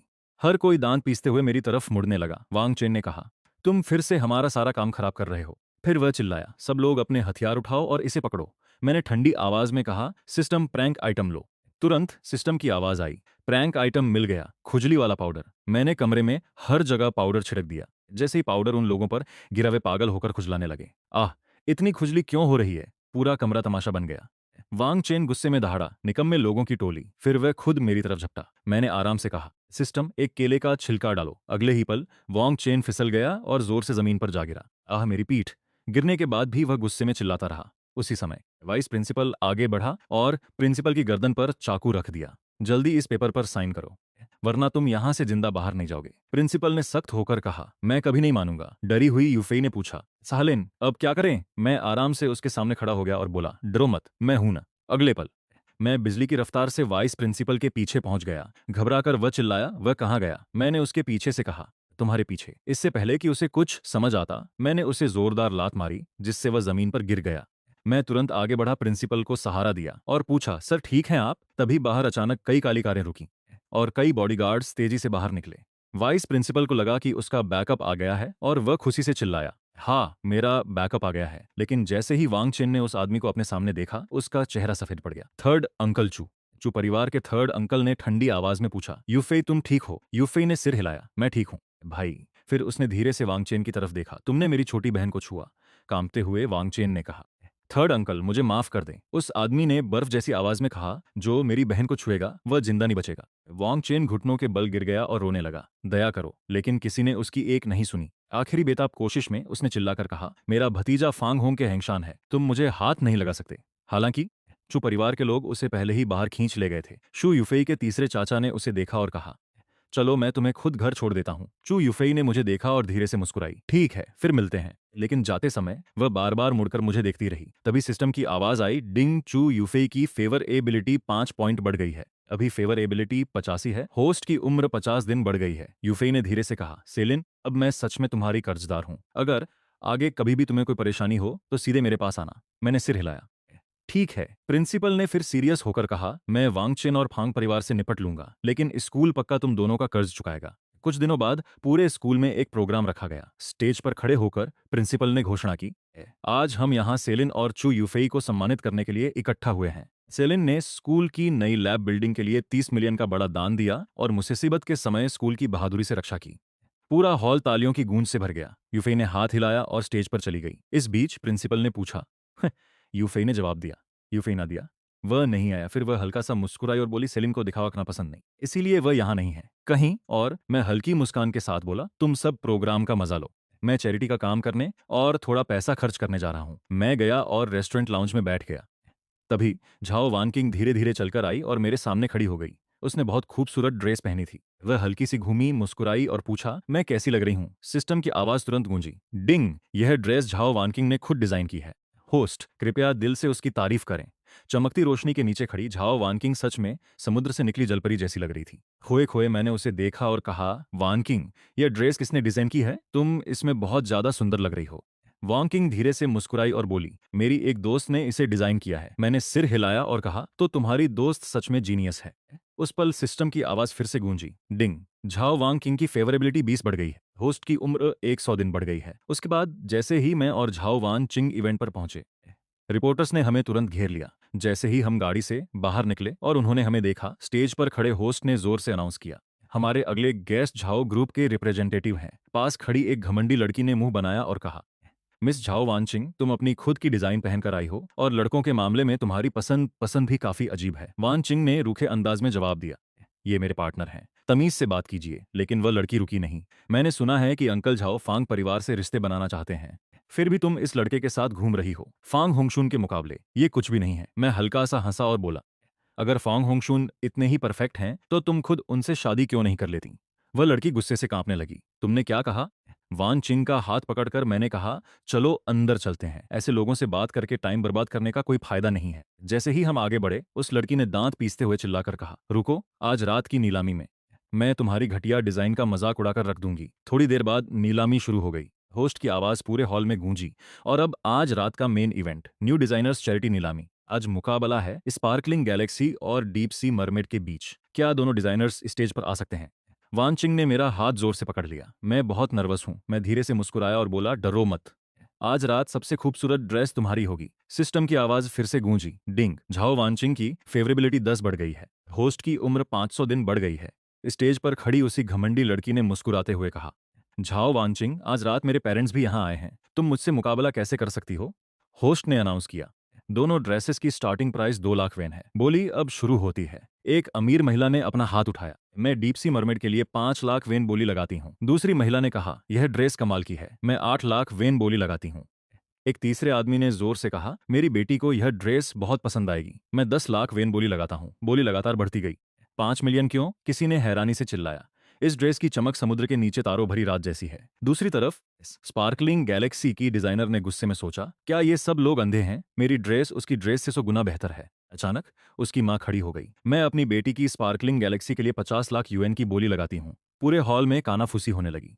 लोग आपस में बातें करने लगे, इससे ऊंची बोली कोई नहीं लगा पाएगा, चलो कुछ और देखते हैं। मुस्कुराते हुए उस लड़की ने वानचिंग से कहा, अब तुम्हारी ड्रेस एक फ्री बोनस बनकर रह जाएगी। टेंशन मत लो, मैं इसे रख लूंगी, शायद इसे मेड सफाई के लिए इस्तेमाल कर सकती है। झाओ वानचिंग ने रूखे अंदाज में जवाब दिया, तुम्हें अपने माता पिता के दम पर दिखावा करना बहुत पसंद है ना? वह लड़की हंसी, तो क्या मेरे माता पिता मुझे प्यार करते हैं? होस्ट ने अनाउंस किया, 50 लाख की पहली बोली। ठीक तभी मैं अपनी सीट से धीरे से खड़ा हो गया। पूरा हॉल एक पल में शांत हो गया। मैं डीप सी मरमेड के लिए 50 करोड़ युआन की बोली लगाता हूँ। पूरा हॉल सन्न रह गया। कांपती हुई आवाज में होस्ट ने पूछा, सर क्या आप सीरियस हैं? मैंने शांति से जवाब दिया, बिल्कुल। किसी ने तुरंत चिल्लाकर कहा, असंभव, ये जरूर कोई नकली बोली होगी। मैंने उसे गुस्से से देखा और कहा, जब वह अपनी ड्रेस की कीमत बढ़ा रही थी तब किसी ने कुछ नहीं कहा। दांत पीसते हुए वह लड़की चिल्लाई, इस कचरा ड्रेस की कीमत 50 करोड़ हो ही नहीं सकती। मैंने हल्की मुस्कान दी। तुम्हें एक बेहतरीन डिजाइन की अहमियत समझने की जरूरत है। फिर मैंने स्टाफ की ओर मुड़कर कहा, कार्ड स्वाइप कर दो। कर्मचारी ने तुरंत सिर झुकाया, जी सर। मैंने फिर धीरे से जोड़ा, लेकिन मेरी एक शर्त है। वह लड़की मजाक उड़ाते हुए हंसी। देखा, मैंने कहा था ना कि यह प्रीटी बॉय इसे अफोर्ड नहीं कर सकता। उसकी ओर शांति से देखते हुए मैंने कहा, मुझे वह फ्री बोनस वाली ड्रेस नहीं चाहिए। इसे सफाई कर्मचारियों को पोछा लगाने के लिए दे दो। वह लड़की गुस्से से कांपने लगी। तुमने मेरी बेइज्जती करने की हिम्मत कैसे की? नीलामी के होस्ट ने तुरंत जवाब दिया, बोली जीतने वाले को यह तय करने का हक है कि उसे सामान का क्या करना है। फिर मशीन ने अनाउंस किया, पेमेंट सक्सेसफुल रही। 50 करोड़ येन मिल गए। पूरा हॉल चौंक गया। असंभव, यह सच नहीं हो सकता। मुझे हैरान नजरों से देखते हुए वानचिंग ने फुसफुसाया, सैलून, तुमने मेरे लिए फिर से इतने पैसे खर्च कर दिए। मैं धीरे से हंसा और जवाब दिया, नहीं, यह तुम्हारे लिए नहीं था। यह चैरिटी के लिए था और तुम्हारा डिजाइन वाकई इस कीमत का हकदार है। पास खड़े व्यापारी तुरंत हमारे चारों ओर इकट्ठा हो गए। सर, आप किस कंपनी से हैं? मैं हुआक सिंह कंस्ट्रक्शन से हूँ। क्या हम एक दूसरे को जान सकते हैं? मैं बस मुस्कुराता रहा। काफी मशक्कत के बाद मैं आखिरकार उस भीड़ से बच निकला। राहत की सांस लेते हुए झाओ वानकिंग ने कहा, फू, आखिरकार हम बाहर निकल ही आए। उसी पल सिस्टम की आवाज आई, डिंग। झाओ वानकिंग की फेवरेबिलिटी 20 बढ़ गई है। होस्ट की उम्र 1000 दिन बढ़ गई है। बाउंड टारगेट झाओ वानकिंग पर कुल 50 करोड़ वेन खर्च किए गए हैं। कैशबैक रिवॉर्ड के तौर पर 2.5 करोड़ वेन मिले हैं। मैंने मन ही मन सोचा, वानकिंग वाकई एक बहुत सुंदर लड़की है। यहां तक कि उसके कैशबैक रिवॉर्ड भी कमाल के हैं। हालांकि माहौल अचानक बदल गया। एक अधेड़ उम्र के आदमी ने सख्त आवाज में कहा, तुम ऐसा बर्ताव क्यों कर रही हो? मैं तुम्हारा पिता हूं। वांग किंग ने उसे सख्त नजर से देखा। उस आदमी ने अपनी बात जारी रखी, एक लड़की को तमीजदार और संस्कारी होना चाहिए। तुम्हें इतनी पब्लिसिटी की क्या जरूरत है? घर पर रहो और किसी अच्छे परिवार में शादी करने का इंतजार करो। वांग किंग की आंखें लाल हो गईं। पिछले 2 सालों में जियाओ ग्रुप का हर बड़ा कॉन्ट्रैक्ट मैंने और मेरी टीम ने हासिल किया है, लेकिन अंत में हर बार तुमने सारा क्रेडिट खुद ले लिया। उसने गहरी सांस ली और कहा, वे मेरी सारी मेहनत का फल छीन लेते हैं, लेकिन फिर वे पलटकर कहते हैं कि मैं सिर्फ एक लड़की हूं। सच तो यह है कि गुओ ग्रुप उनके बिना कुछ भी नहीं है। उसी पल उस अधेड़ उम्र के आदमी ने गुस्से में उसे एक जोरदार थप्पड़ मारा। हमारे ग्रुप के बिना तुम्हारी कोई पहचान नहीं होगी। यह कहने के बाद वह गुस्से में वहां से चला गया। मैं धीरे से उसके पास गया और शांति से बोला, 1 अरब। क्या यह तुम्हारे लिए अपना खुद का बिजनेस शुरू करने के लिए काफी होगा? लड़की ने धीरे से अपना सिर उठाया और मुझे देखा। तुम वही शख्स हो जो नीलामी में थे। तभी सिस्टम की आवाज आई, एक खूबसूरत लड़की मिली। ब्यूटी स्कोर्सों में से 96 सफलतापूर्वक बाउंड हो गई। फेवरेबिलिटी 1 पर सेट की गई। होस्ट की उम्र 100 दिन बढ़ गई है। Cashback ratio 1। मैं थोड़ा मुस्कुराया, वाह, अब मैं भी आराम से पैसे खर्च कर सकता हूँ। लड़की ने धीरे से पूछा, क्या तुम वही शख्स हो जिसने डीप सी मरमेड के लिए 50 करोड़ की बोली लगाई थी? मैंने सिर हिलाया, हाँ, वह मैं ही था। वह हैरान होकर बोली, हम एक दूसरे को जानते तक नहीं हैं, तुम मेरी मदद क्यों कर रहे हो? मैंने शांति से जवाब दिया, मैं काफी समय से तुम पर नजर रख रहा था। तुम्हारे पिता तो इंटरव्यू के सवालों का ठीक से जवाब तक नहीं दे पाते। सारे बड़े प्रोजेक्ट्स असल में तुम और तुम्हारी टीम संभालती थी। मैंने ये बहुत पहले ही समझ लिया था। सीधे मेरी आंखों में देखते हुए उसने पूछा, तो क्या तुमने सब कुछ सुन लिया? क्या तुम्हें सच में लगता है कि औरतों को घर पर ही रहना चाहिए और बच्चों की देखभाल करनी चाहिए? मैंने बेझिझक जवाब दिया, यह मॉडर्न जमाना है, जेंडर अब मायने नहीं रखता। पावर, एबिलिटी और टैलेंट ही मायने रखते हैं। फिर मैं हल्का सा हंसा, 10 बिलियन। वह पूरी तरह हैरान रह गई। मैं इतनी बड़ी कंपनी नहीं संभाल पाऊंगी। मैंने बेपरवाही से जवाब दिया, मेरे लिए यह कुछ भी नहीं है। मन ही मन मैंने सोचा, ज्यादा से ज्यादा मैं 10 बिलियन ही तो खर्च करूंगा। सिस्टम वैसे भी मुझे उससे कई गुना ज्यादा वापस दे देगा। हमने हाथ मिलाया और सिस्टम ने तुरंत एक नोटिफिकेशन फ्लैश किया, फेवरबिलिटी +20, होस्ट की लाइफ स्पैन 2000 दिन। अगले दिन गू ग्रुप हेडक्वार्टर में गूची के पिता गुस्से में चिल्लाए, फिर से कहो, क्या मतलब? तुम आखिर कहना क्या चाह रहे हो? अचानक गूची अपनी सीट से खड़ी हो गई। आज से मैं गू ग्रुप की एम्प्लॉय नहीं रही। मैं रिजाइन करती हूँ। पूरा ऑफिस शांत हो गया। वाइस चेयरमैन चिल्लाया, अगर तुम यहां से गई तो पूरी इंडस्ट्री तुम्हें ब्लैकलिस्ट कर देगी।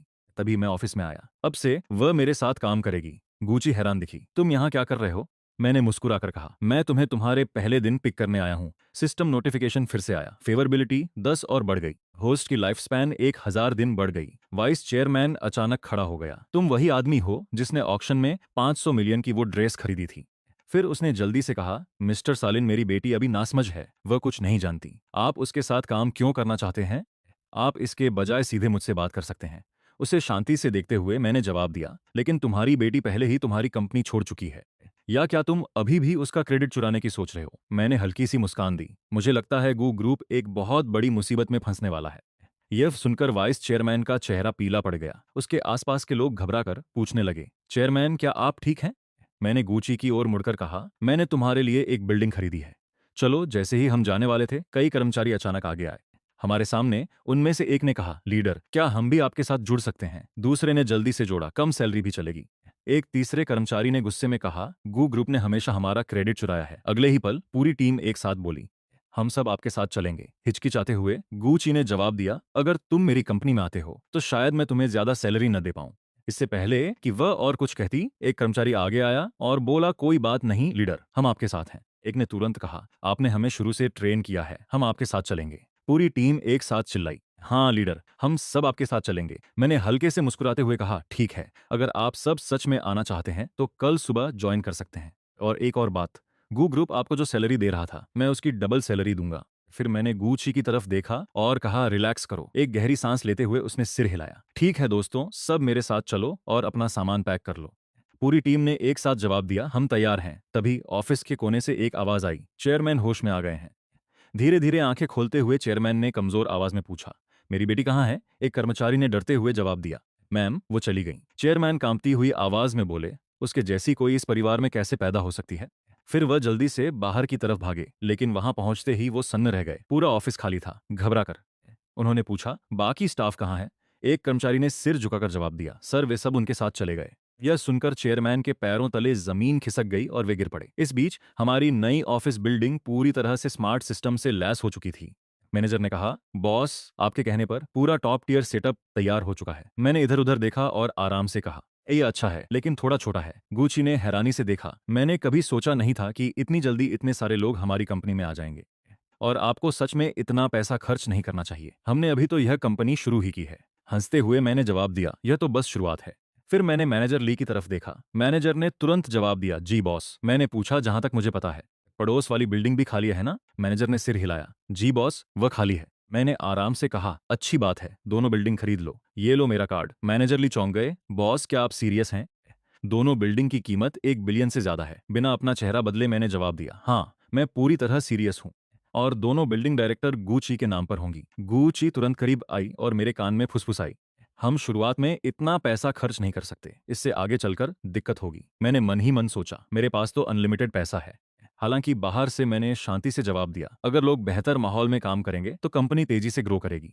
और मैं चाहता हूं कि पूरी इंडस्ट्री देखे कि हमारी कंपनी क्या कर सकती है। मेरे इतना कहते ही पास खड़े सभी कर्मचारी जोश में शोर मचाने लगे, डायरेक्टर गुच्ची जिंदाबाद, हमारे बॉस सबसे अच्छे हैं, नई कंपनी नंबर 1 बनेगी। तभी सिस्टम की आवाज गूंजी, डिटेक्ट किया गया है कि होस्ट ने 1 बिलियन का कैशबैक खर्च किया है। 1 बिलियन, यह सुनकर मैं मन ही मन खुश हो गया, वाह, एक चाल। और मैंने 100 बिलियन कमा लिए। अगली शाम गुच्ची और मैं साथ बैठकर ड्रिंक्स ले रहे थे। उसने धीरे से कहा, क्या तुम्हें नहीं लगता कि हम कुछ ज्यादा ही खर्च कर रहे हैं? मैं हंसा, अगर हमें कुछ करना है तो हमें उसे बेस्ड तरीके से करना चाहिए। हमारे पास पहले से ही काफी स्टाफ है। मैं कंपनी में 5 बिलियन और लगाने जा रहा हूँ। गुच्ची पूरी तरह से हैरान थी। 5 बिलियन, ये हमारी प्लानिंग से 5 गुना ज्यादा है। और इसमें तो बिल्डिंग का खर्च भी शामिल नहीं है। बजट पहले ही अंदाजे से 6 गुना ज्यादा हो चुका है। फिर उसने धीरे से मेरी तरफ देखा और पूछा, शेन, मैं इस एहसान का बदला कैसे चुकाऊंगी? मैंने आराम से जवाब दिया, मुझे तुम पर भरोसा है। गुच्ची ने तुरंत कहा, मैं तुम्हें निराश नहीं करूंगी। फिर उसने अपनी घड़ी देखी, आज रात मेरी कुछ इन्वेस्टर्स के साथ डिनर मीटिंग है, मुझे जाना होगा। तुमने शराब पी रखी है, इसलिए मेरा ड्राइवर तुम्हें घर छोड़ देगा। जैसे ही मैं मीटिंग वेन्यू पर पहुंचा, मेरे आसपास के लोग फुसफुसाने लगे, मिस्टर जिया, उस चैरिटी इवेंट के बाद से आप काफी मशहूर हो गए हैं। आपसे मिलकर वाकई बहुत अच्छा लगा। अचानक अंदर से एक घबराई हुई महिला की आवाज आई, वोंग, मैं अब और नहीं पी सकती। एक और आदमी हंसा और बोला, तोंग तोंग, वीआईपी लोग देख रहे हैं, माहौल खराब मत करो। दर्द में अपना पेट पकड़ते हुए तोंग तोंग ने जवाब दिया, वोंग, मेरे पेट में बहुत दर्द हो रहा है। वोंग ने गुस्से में कहा, मैंने तुम्हें सपोर्ट करने और तुम्हारा टॉप सपोर्टर बनने में इतना पैसा खर्च किया है, और तुम मेरे साथ कुछ ड्रिंक्स भी नहीं ले सकती। उनके आसपास के लोग भी इसमें शामिल हो गए। भाई वोंग, शांत हो जाओ। तोंग तोंग अभी बच्ची है, वह समझ नहीं रही है। एक और आदमी ने कहा, तोंग तोंग, पीना बंद मत करो। अगर तुम नहीं पियोगी तो इसके नतीजे भुगतने पड़ेंगे। वोंग ने अपना हाथ आगे बढ़ाया और कहा, यहाँ आओ तोंग तोंग, मेरे साथ एक ड्रिंक लो, शायद कल मैं तुम्हें कुछ टिप्स भी दे दूं। अचानक बाहर से एक जोरदार शोर हुआ। मैंने दरवाजा लात मारकर खोला और अंदर चला गया। जरा देखूं तो सही कि मेरे होने का नाटक कौन कर रहा है। तोंग तोंग ने तुरंत मेरी तरफ देखा और कहा, रुको, क्या तुम मुझे बचाने आए हो? फिर उसने अपना पेट पकड़ा और दर्द में कहा, मेरे पेट में बहुत जोर से दर्द हो रहा है। वोंग गुस्से में चिल्लाया, कौन है वहां? सिक्योरिटी कहाँ है? इस आदमी को बाहर निकालो। पास बैठे एक आदमी ने मुझे घूरते हुए पूछा, सर, आप आखिर कहना क्या चाह रहे हैं? मैंने शांति से जवाब दिया, कोई मेरा नाटक कर रहा है और आप सबने उसे असली समझ लिया, सीधे उसकी आंखों में देखते हुए। मैंने कहा, मैं ही असली वीआईपी हूँ। उसके बगल वाले आदमी ने तुरंत जवाब दिया, लिन, यह नामुमकिन है। मिस्टर झू ने मुझे अपने बैकस्टेज रिकॉर्ड्स और गिफ्ट हिस्ट्री दिखाई। एक और व्यक्ति ने जल्दी से जोड़ा, मैंने भी देखा है, अकाउंट पूरी तरह से असली लग रहा था, इसमें गलती होने का कोई चांस नहीं है। फिर टोंग टोंग की मैनेजर आगे आई और बोली, सिर्फ बातों से कुछ साबित नहीं होता, तुम्हारे पास क्या सबूत है? उसने रुखे अंदाज में अपनी बात जारी रखी, हमारे बैकस्टेज सिस्टम में दिख रहा है कि किसी ने जानबूझकर होस्ट का अकाउंट चुराया है।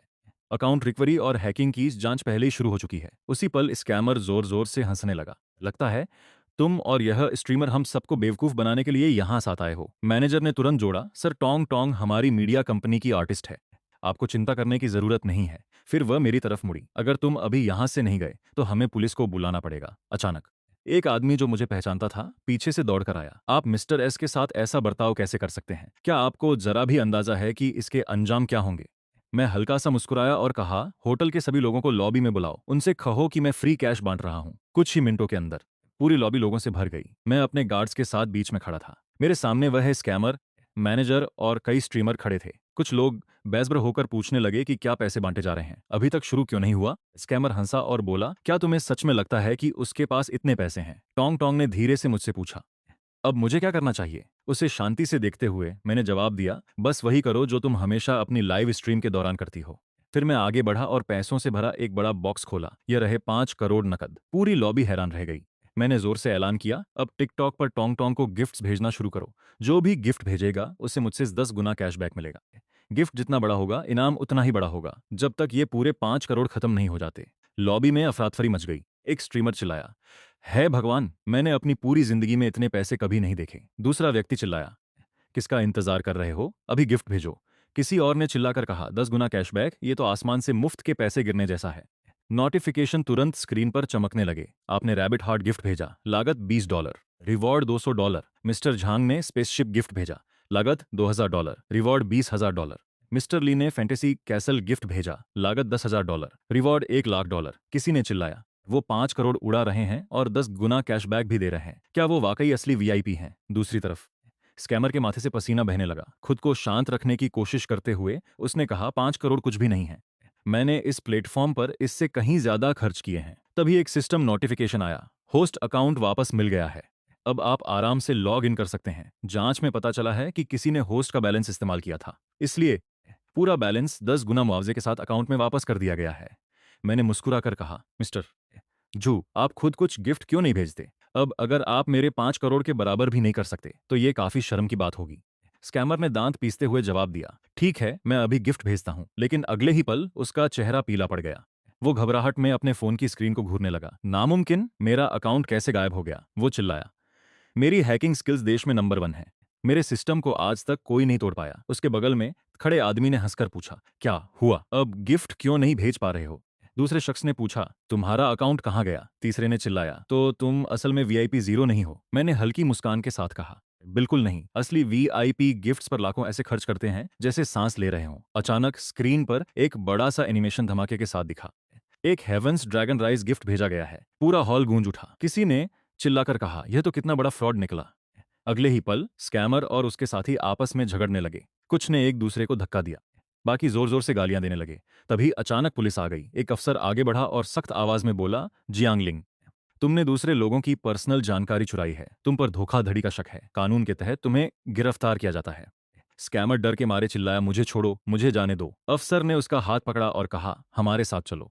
स्कैमर को घसीटकर बाहर ले जाया गया। उसी पल मैनेजर को अपनी गलती का एहसास हुआ। वह घबराकर मेरे सामने झुक गई। मिस्टर जिया, मैंने कभी नहीं सोचा था कि आप मशहूर वीआईपी ली हैं, प्लीज हमें माफ कर दें, हमने आपको पहचाना नहीं। एक और आदमी ने शर्मिंदा होकर कहा, हम सचमुच बेवकूफ थे। मैनेजर ने जल्दी से मेरा हाथ पकड़ा, आप टोंग टोंग को इतना सपोर्ट करते हैं, मैं वादा करती हूं कि हम उसे अपनी कंपनी का नंबर 1 स्टार बनाएंगे। हम उसके लिए बड़े स्पॉन्सर्स लाएंगे। हम उसे स्टाइल करने के लिए देश की सबसे अच्छी फैशन टीम को हायर करेंगे। मैं सीधे टोंग टोंग के पास गया और धीरे से पूछा, टोंग टोंग, तुमने इतनी शराब क्यों पी? कमजोर आवाज में उसने जवाब दिया, उन्होंने कहा था कि अगर मैंने लाइव स्ट्रीम पर शराब नहीं पी तो मुझे कोई ट्रैफिक नहीं मिलेगा। उसे शांति से लेकिन ठंडे मन से देखते हुए मैंने कहा, आज से टोंग टोंग को तुम्हारी कंपनी की किसी चीज की जरूरत नहीं है। फिर मैं पूरी कंपनी की ओर मुड़ा और बोला, मैं देश के सबसे महंगे और बेहतरीन वकीलों को हायर करूंगा। सख्त आवाज में मैंने आगे कहा, पता लगाओ कि उसका कॉन्ट्रैक्ट कैंसिल करने में कितना खर्च आएगा। बेस्ट लीगल टीम से बात करो। फिर मैंने टोंग टोंग की तरफ देखा। टोंग टोंग, मेरे साथ चलो, मैं तुम्हें कहीं ले जा रहा हूँ। हैरान होकर उसने पूछा, हम कहाँ जा रहे हैं मिस्टर जिया? थोड़ी देर बाद हम एक नई बिल्डिंग के सामने पहुंचे। जैसे ही हम अंदर गए, मैनेजर मुस्कुराई और बोली, यह साउथ सिटी का सबसे बेस्ट स्ट्रीमिंग बेस है। आमतौर पर सिर्फ टॉप इन्फ्लुएंसर्स और बड़ी मीडिया कंपनियां यहाँ स्टूडियो रेंट पर लेती हैं। हैरानी से चारों तरफ देखते हुए टोंग टोंग ने कहा, यह सेटअप तो मेरी पिछली कंपनी के ऑफिस से भी ज्यादा प्रोफेशनल है। मैनेजर ने गर्व से जवाब दिया, बेशक हर स्टूडियो का सालाना किराया 10 लाख से शुरू होता है। टोंग टोंग की तरफ देखते हुए मैंने पूछा, तुम्हें किस तरह का स्टाइल पसंद है? घबराते हुए उसने जवाब दिया, 10 लाख 1 साल का? हमें ऐसी जगह रेंट पर लेने की जरूरत नहीं है। ऐसे स्टूडियो सिर्फ खास लोगों के लिए होते हैं। मैं घर से स्ट्रीम कर सकती हूँ और सब कुछ खुद सेट कर सकती हूँ। मैं हल्के से मुस्कुराया और कहा, लेकिन वह बहुत मुश्किल होगा। अब से तुम्हारा काम सिर्फ स्ट्रीमिंग का मजा लेना है, बाकी सब कुछ मैं संभाल लूंगा। फिर मैं मैनेजर की ओर मुड़ा और कहा, मैं पूरे फ्लोर को 1 साल के लिए रेंट पर ले रहा हूँ। मैनेजर की आंखें फैल गईं। सर, सालाना किराया 3 करोड़ से शुरू होता है। बिना किसी हिचकिचाहट के मैंने अपना कार्ड दे दिया। ठीक है, आज ही पेमेंट काट लो। सिस्टम नोटिफिकेशन आया, होस्ट ने यांग टोंग पर 9 करोड़ खर्च किए। कैशबैक 450 करोड़ मिला। पूरे स्टूडियो को देखकर टोंग टोंग की आंखें चमक उठीं। मैं मुस्कुराया और कहा, तुम्हें जो भी स्टूडियो पसंद हो वह यूज करो। उसकी आंखें थोड़ी लाल हो गईं। थैंक यू सैली, तुमने मेरे साथ बहुत अच्छा बर्ताव किया है। मैं सबसे बेस्ट स्ट्रीमर बनूंगी और तुम्हें कभी निराश नहीं करूंगी। मैंने धीरे से जवाब दिया, टोंग टोंग, खुद पर इतना दबाव मत डालो। बस खुश रहो, यही सबसे जरूरी है। आज का वीडियो यहीं खत्म होता है। देखने के लिए शुक्रिया।